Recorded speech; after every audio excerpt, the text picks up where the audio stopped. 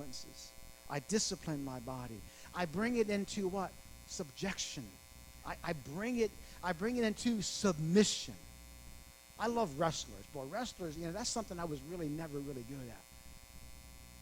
But how wrestlers are able to pin, and they bring them into submission, and then they hit the mat and they're done. And that's what Paul says here. He says, I bring my body. My body serves me. I don't serve my body. My body serves me. My body is the vehicle that God has given me to run this race. And I will not serve it. How many of you know that the right attitude leads to right actions? You think Paul had the right attitude about things?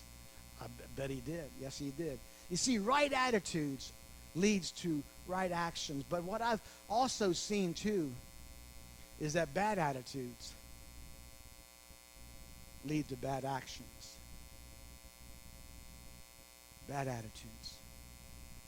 You see, Paul says, I'm not uncertain about what my life is about. I am certain. I am sure what this life is about. This life is a race.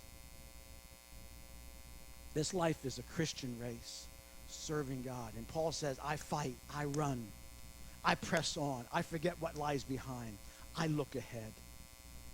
I can't change what is behind me, but I can change my attitude. And by changing my attitude, I can change perhaps what's ahead of me. I will not shriek back and lie down and coast or find a scapegoat. I think today I want to challenge you this morning. I'm going to take responsibility for my race. See, no one can disqualify you. You can disqualify you. So where do we begin? In Hebrews 12. Turn there back with me. My first 2 points really isn't they're kind of leading up to my last point here. I really want to focus really on one thing, but I believe that we need to look at these things here. Therefore, we are surrounded by so great a cloud of witness. The first thing he says that we are lay aside every weight. Every weight. There are some extra things that maybe we're carrying around that needs to go.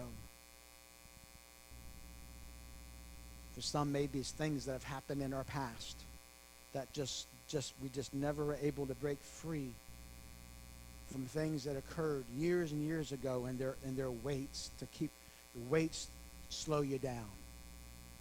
I've never yet seen a runner, have ankle weights, wrist weights, carrying 5-pound weights, carrying a backpack of rocks on their back, unless you're trained, right? You get as light as possible. So why? So there's nothing that hinders you. Paul says, lay aside every weight. Something in your past. Maybe someone has hurt you. This is a great thing in the body of Christ today. Boy, the spirit of offense is just running rampant in the house of God. See, the devil knows that's a very effective weight that weighs us down. We get offended by someone or whatever, and we just, somehow or another it's like, well, I'm not going to church. It's like, who are you punishing? When we're offended by something that happens in church, we're overlooked, somebody talks about you, well, I ain't going to church no more. Who are you really hurting here? It's like, are you hurting God? I think you're hurting God. I believe it certainly grieves God that when we break away from fellowship because we're offended, that we allow someone else to hinder my race. Paul says, I run with no uncertainty. I know what I'm to do. I press on. You see, there's lots of things that are going to keep you from running your race.